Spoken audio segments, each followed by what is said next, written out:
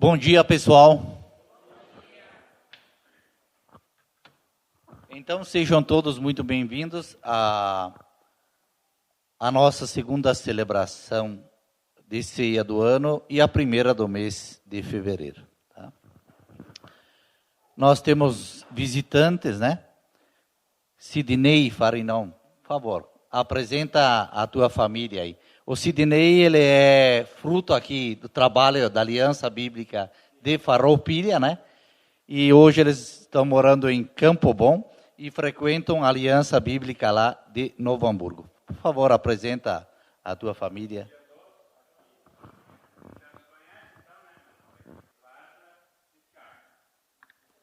Muito bem-vindos aí.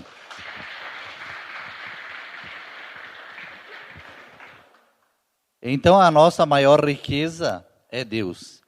E eu poderia dizer que a segunda maior riqueza é nós termos os nossos filhos andando conosco na fé. Isso é um presente de Deus. Parabéns aí. Mais alguém nos visitando aí hoje, não? Todo mundo da casa, tá? Opa!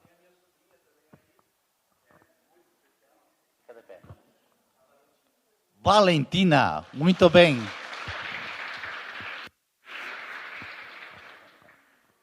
É isso? Nós temos que está conosco também a nossa sobrinha Jordana, que está aí. Ela está vindo lá do acampamento, está voltando lá do acampamento e está conosco hoje. Bem-vinda, Jordana. Pessoal, vamos abrir nossas Bíblias lá no Salmo 16.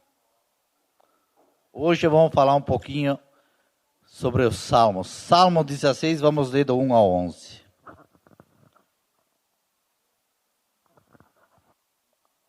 Salmo 16, todo ele.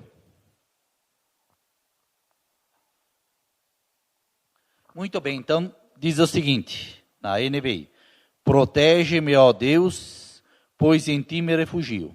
Ao Senhor declaro: tu és o meu Senhor, não tenho bem nenhum além de ti. Quanto aos fiéis que há na terra, eles é que são os notáveis, em quem está todo o meu prazer. Grande será o sofrimento dos que correm atrás de outros deuses. Não participarei dos seus sacrifícios de sangue, e os meus lábios nem mencionarão os seus nomes. Senhor, tu és a minha porção e o meu cálice. És tu que garantes o meu futuro. As divisas caíram para mim em lugares agradáveis. Tenho uma bela herança. Bendirei o Senhor que me aconselha. Na escura noite o meu coração me ensina. Sempre tenho o Senhor diante de mim. Com Ele, à minha direita, não serei abalado. Por isso o meu coração se alegra e no íntimo exulto. Mesmo o meu corpo repousará tranquilo. Porque tu não me abandonarás do sepulcro, nem permitirás que o teu santo nome sofra, que o teu santo sofra decomposição. Tu me farás conhecer a vereda da vida, a alegria plena da tua presença. Eterno prazer à tua direita. Então, o Davi é o autor desse salmo. Então, Davi quem foi? Ele foi compositor, foi músico, foi um soldado de guerra, foi um estrategista militar, foi rei, foi um político que ele uniu todas as 12 tribos de Israel que estavam dispersas. Ele foi um administrador, porque ele instituiu os cargos administrativos do reino e também os religiosos. E também ele foi um profeta. Então nós podemos dizer que Davi, ele era uma pessoa multifuncional. Então ele tinha, além dos talentos natos, ele tinha o que? Os dons de Deus, né? E ali no versículo 2, ele vai dizer o seguinte: ao Senhor declaro, Tu és o meu Senhor e não tenho bem nenhum além de ti.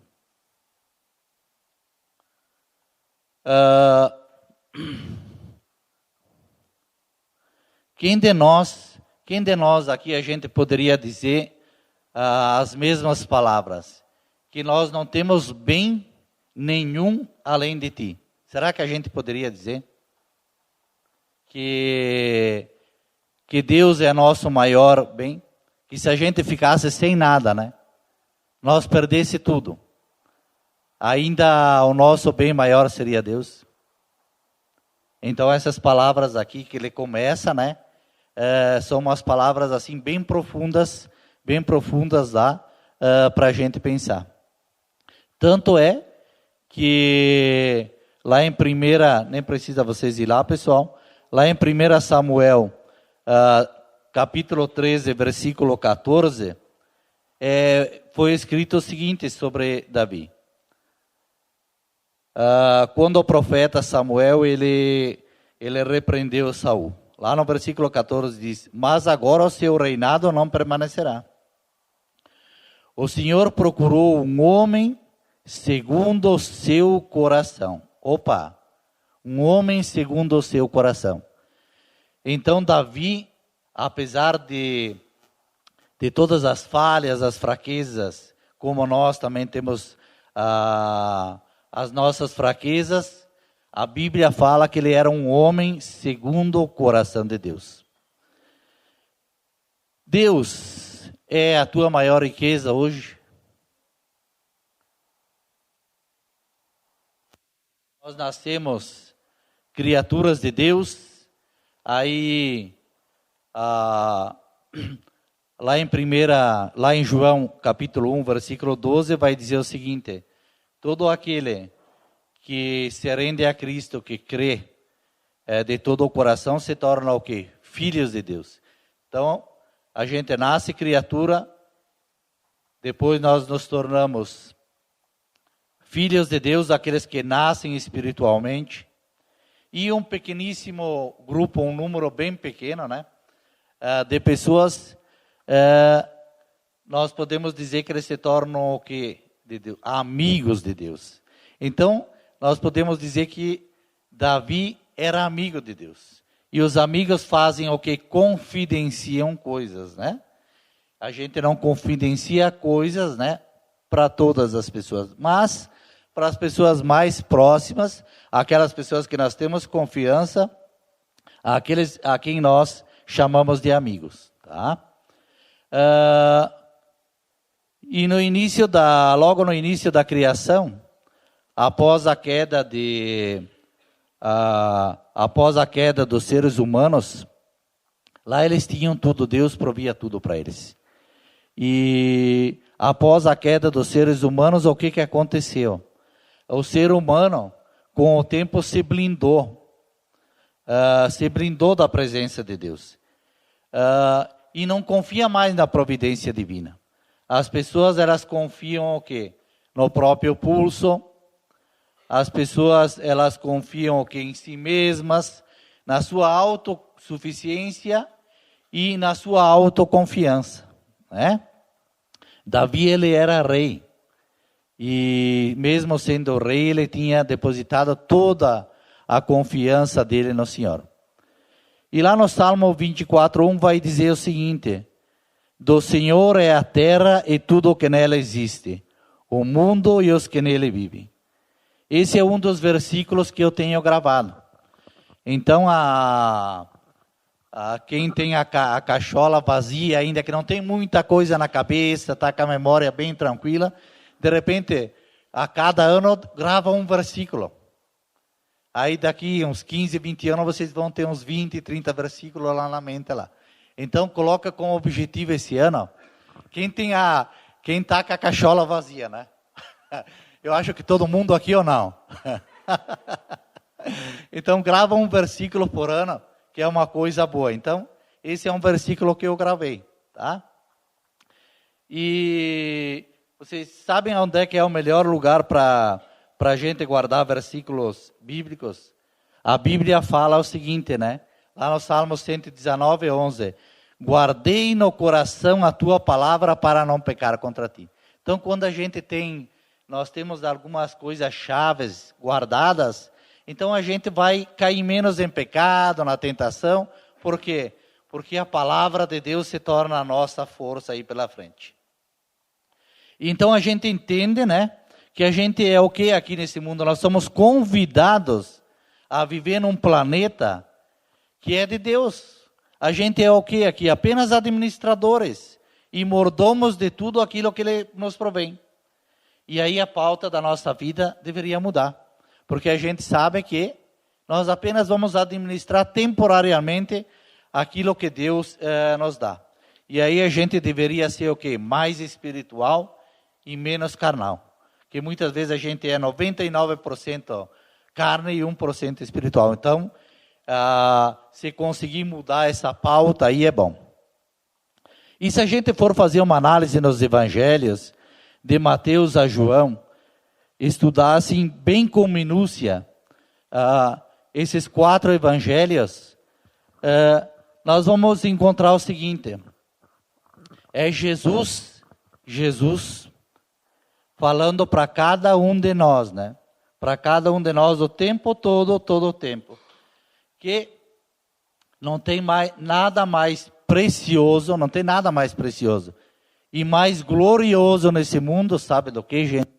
Do que entrar no reino dos céus. Jesus, ele está batendo na tecla o tempo todo. Vocês podem fazer uma análise. Façam uma análise com o tempo. Estudem os 4 evangelhos aí. Vocês vão ver que no final, o propósito de Jesus é dizer o seguinte, que não tem nada mais precioso e glorioso nesse mundo do que entrar no reino dos céus. E quando a gente assiste algum filme, alguma série, então a gente vê muitos filmes que eles retratam o quê? Os soldados, quando os soldados eles voltam de alguma guerra, de alguma missão, né? Quando eles chegam em casa, eles são recebidos o quê? Com honra máxima, né? Mas quando eles chegam em casa, eles estão machucados, eles estão feridos, eles estão adoecidos, eles estão mutilados, estão fragilizados emocionalmente, mas eles chegaram em casa.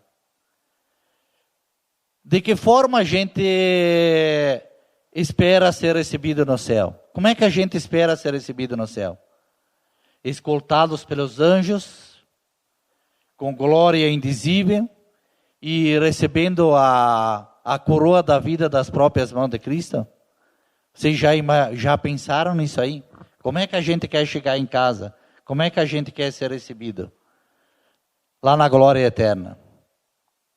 Então, o verdadeiro cristão é aquele que, assim como um soldado, ele participou de combates, esteve na guerra, junto com os seus companheiros, mas não esmoreceu.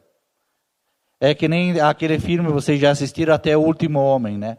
Então, assim a gente deve viver, no fronte, na linha de frente, junto com os outros irmãos, perseverando na fé em Cristo, fortalecendo outras pessoas e terminando de forma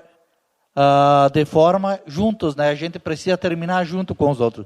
De cabelinho branco, quem não tem cabelo não precisa ter cabelo branco, né? Terminando aqui, né? Junto com os outros na caminhada de fé, junto, né? Frente a frente, passo a passo. É assim que a gente termina. Não é numa cadeira de balanço, lá na beira da praia, né, gente? É no front, na linha de frente. E o tempo que a gente vive não é um tempo de descanso. É tempo de luta. Lá no céu vocês vão ter tempo para descansar bastante. Aqui é batalha. É batalha espiritual. E a Bíblia fala o seguinte, lá em Mateus 28, quando que termina o capítulo, Jesus diz o seguinte: aquele que perseverar até o fim vai ser salvo. Mas precisa perseverar. De nada adianta começar bem uma corrida e não terminar bem. que vocês acham que é mais importante, começar bem ou terminar bem? Terminar bem, né? Porque muitas vezes, quando tem uma competição, muitas vezes aquele que sai na frente e coloca toda a energia, geralmente ele não ganha, porque chegou no meio do caminho, ele cansou. Então, nós é assim, a gente precisa terminar bem a nossa corrida, se comprometendo com as causas de Cristo. Precisamos orar por nós, por nossas famílias, precisamos orar pela salvação das pessoas, pelas pessoas que estão na célula, uma vida de oração. Precisamos ter vida devocional com Deus, nossos momentos com Deus. Precisamos discipular outras pessoas, os que são mais maduros na fé. Precisamos contribuir financeiramente com a igreja, regularmente. Precisamos participar ativamente dos ministérios, participar ativamente da célula, das celebrações. E principalmente, no primeiro domingo do mês, está aqui para participar da ceia. Participar da ceia é um privilégio para poucos, que Jesus concedeu para os cristãos. Então não abram mão do privilégio de poder participar da ceia, porque isso custou muito caro para Deus, né? Para a gente poder se reunir como povo dele. Tá?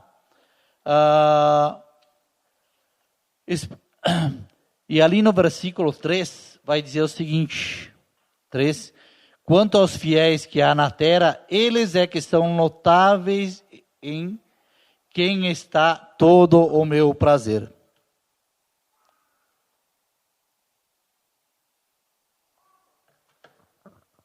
Passou rapidinho o tempo, vamos ter que dar uma acelerada aqui.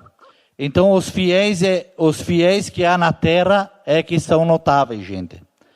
As pessoas tendem a correr atrás de tanta coisa, colocar energia somente naquilo que o coração deseja.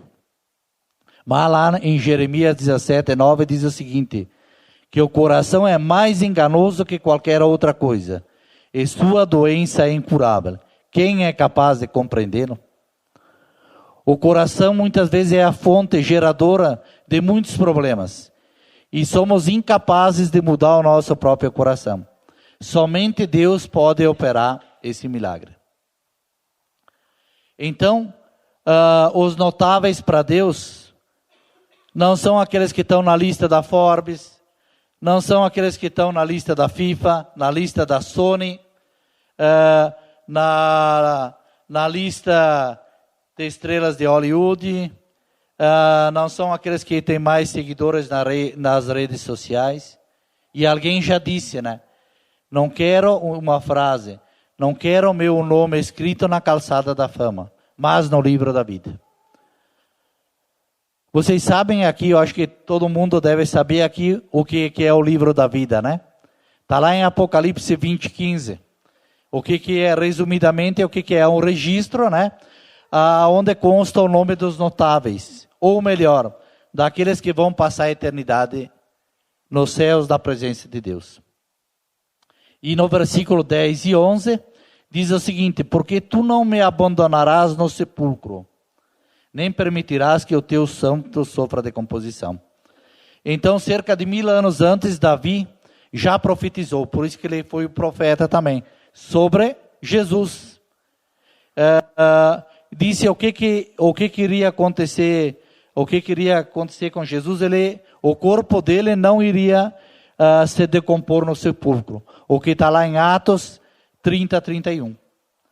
E resumidamente, então, pessoal, os pontos principais do verdadeiro cristão, né? 4 pontinhos. Primeiro, Deus é o único objeto de confiança e esperança. Então, Deus, único objeto de confiança e esperança. Segundo, reconhece Deus como o único Senhor. Não tem outros senhores acima de Deus, porque Ele é suficiente em tudo. Terceiro, agrada-se nos que temem ao Senhor e anda junto. Quarto, despreza o que o mundo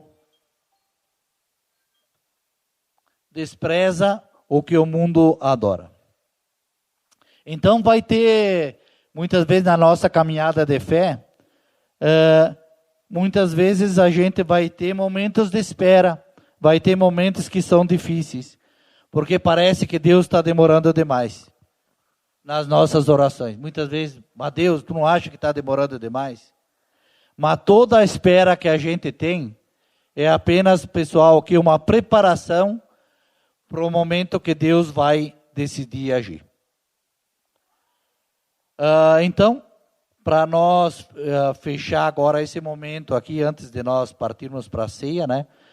A minha reflexão na manhã de hoje é para a gente avaliar onde é que nós temos colocado a nossa esperança. Onde é que você tem colocado a tua esperança? É no mesmo lugar aonde Davi colocou? E Davi, ele não pediu que Deus lhe acrescentasse.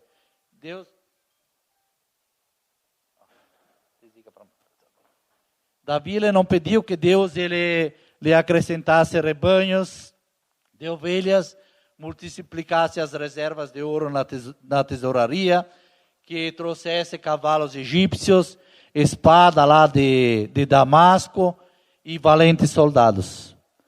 Vocês sabem o que Davi pediu?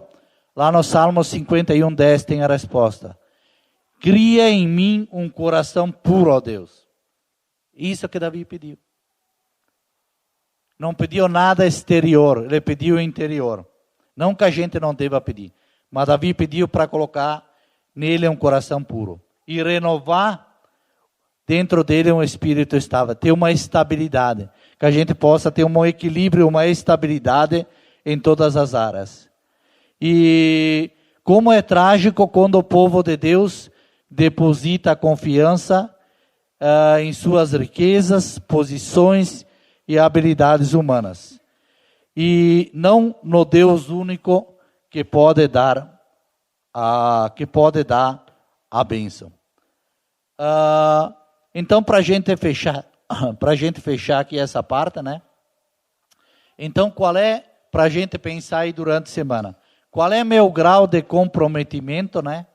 Com aquilo que Deus está fazendo nesse mundo, né? Através da Aliança Bíblica de Farroupilha, pode ser da Aliança Bíblica de Novo Hamburgo, da Aliança Bíblica de Bento Gonçalves. Qual é o meu grau de comprometimento com aquilo que Deus está querendo fazer? E eu fecho lá com Efésios 3, 20 e 21, que vai dizer o seguinte: aquele que é capaz de fazer infinitamente mais do que tudo o que pedimos ou pensamos, de acordo com o seu poder, e que atua em nós, a Ele seja na igreja, a Ele seja a glória na igreja, e em Cristo Jesus, por todas as gerações, para todos sempre. Amém. Então a vida vale a pena ser vivida para Deus. Pessoal, então, agora eu peço para vocês aí, vamos partir para o momento de ceia. Vamos lá para 1 Coríntios 11, abram suas Bíblias em 1 Coríntios 11, do 23 ao 29. Pois recebi do Senhor o que também entreguei a vocês, que o Senhor Jesus, na noite em que foi traído, tomou o pão e, tendo dado graças, partiu e disse: isso é o meu corpo que é dado em favor de vocês. Façam isso em memória de mim.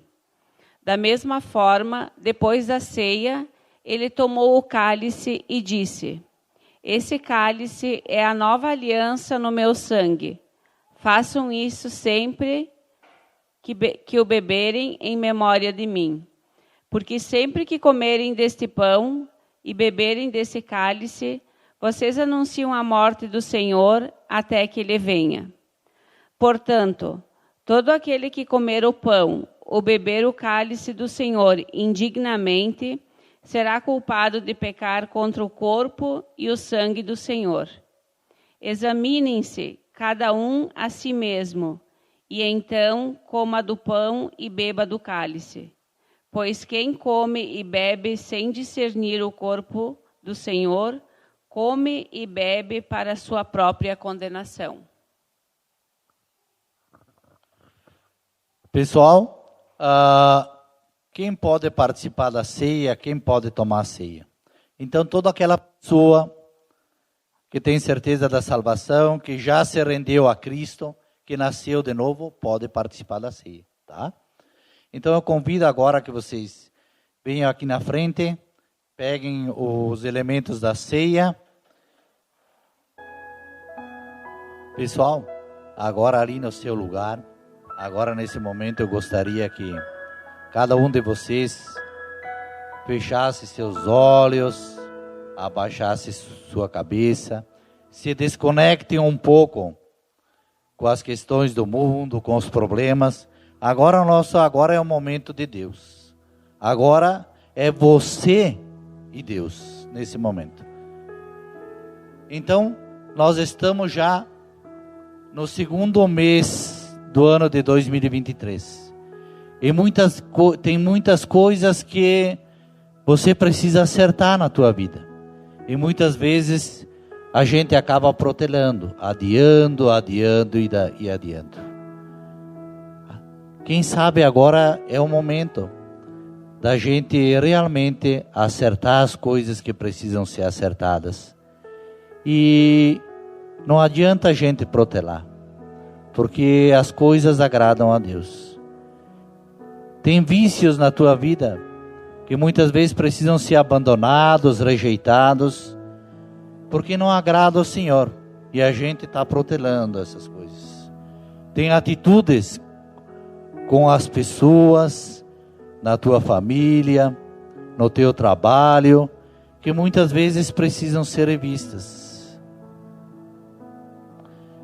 Tem coisas que são buscadas na internet, que não são devidas para o cristão. É pornografia, é sensualidade, são coisas inúteis. E aquilo que nós postamos nas redes sociais colabora para a edificação das outras pessoas, para eles conhecerem a Cristo? Os sonhos desse mundo talvez tenham enchido o teu coração, e tu tem gastado toda a energia aí. E isso tem te afastado de Deus. Será que não está na hora de pedir ajuda para Deus te libertar de tanta coisa? O teu namoro, o casamento, está conseguindo manter a pureza no relacionamento? E aqueles hábitos antigos que ainda talvez você carrega consigo, que é a mentira, ficar empurrando as coisas com a barriga, se omitir, aquele jeitinho brasileiro, talvez é bebida em excesso, é aquelas músicas mundanas que nos remetem à vaidade, a sexo, à luxúria. Então todo aquele que é nascido de novo, ele recebeu uma vida nova, e dentro dele, dentro de nós, tem uma habitação, que é a habitação do Espírito Santo. E essa habitação tem que ser limpa, tem que ser pura. É como quando nós fazemos uma faxina na casa. Não dá para deixar acumular sujeira. Tem que limpar constantemente. Então vamos experimentar, nós estamos em fevereiro, viver um novo. A vida nova que Cristo quer para nós. Agora, nesse momento é o momento da reconciliação com Deus. Fala com Ele agora e abra teu coração nesse momento, antes da gente tomar a ceia. 1 minutinho, 2 para vocês aí.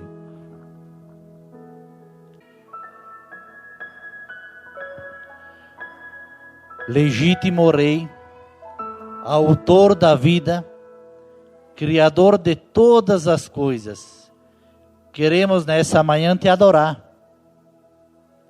E a principal maneira de fazer isso é te obedecendo e fazendo a tua boa, perfeita e santa vontade. Jesus morreu sem merecer, para que você e eu recebêssemos a vida eterna que nós não merecemos. Aquele que não cometeu nenhum pecado foi nosso substituto na condenação à morte. Obrigado, Senhor, pelo privilégio de participar dessa ceia, lembrando daquilo que Jesus fez com seus apóstolos. Que esse pão, que representa o memorial de Cristo, lá na cruz, em favor de todo aquele que crê, fortaleça o nosso espírito e nos anime em nossa caminhada de fé até o final. Nós declaramos isso em nome de Jesus. Agora você pode. Senhor, Deus nosso, louvado seja teu glorioso nome, todos os dias. Nos ajuda, Senhor, a ter um coração comprometido com relação aos assuntos do teu reino, com as coisas espirituais. A partir da queda de Adão e Eva, lá no Éden, o Senhor precisou derramar sangue de animais para vesti-los da nudez. Adão e Eva estavam nus e Deus precisou derramar sangue de animais para vesti-los. A partir de então as pessoas começaram a sacrificar animais. Porém, esses sacrifícios não redimiam ninguém de forma permanente. E derramamento constante de sangue inocente continuava a se repetir, como forma de pagar pecados. Por causa do teu grande amor, Pai, por nós, por cada um de nós, os que creem e aqueles que vão crer ainda, tu nos enviastes o teu amado, o Salvador ao mundo, que não cometeu nenhum pecado. A morte, sua morte, sangue divino, trouxe vida para todos aqueles que reconhecem que Jesus realmente é o teu Filho, é o Salvador, e depositam a sua esperança, a sua confiança naquilo que Ele fez, e aguardam a sua volta até o momento que nós nos reuniremos todos juntos com Ele no paraíso, na Nova Jerusalém. Obrigado, Pai, por lembrar de cada um de nós, Pai. Obrigado pelo sacrifício de Jesus. E é no nome dele, Pai, que nós te agradecemos pelo privilégio de estarmos juntos nessa manhã.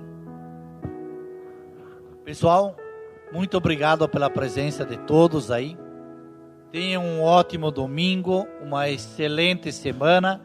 E não deixem de participar nas ceias aqui aos domingos. Tá bom, gente?